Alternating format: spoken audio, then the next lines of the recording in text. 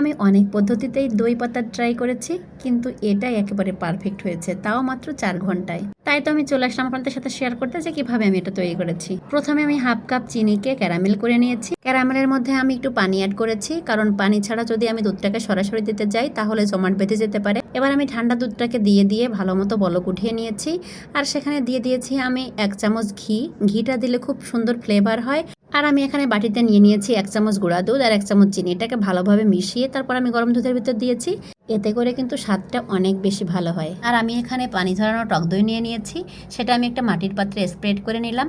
দুধটা যখন হালকা কুসুম গরম থাকবে তখন এখানেও 1 চামচ টক দই দিয়ে ভালো করে ফেটিয়ে নিতে হবে। এবার আমি দুধটাকে মাটির পাত্রে ঢেলে নেব।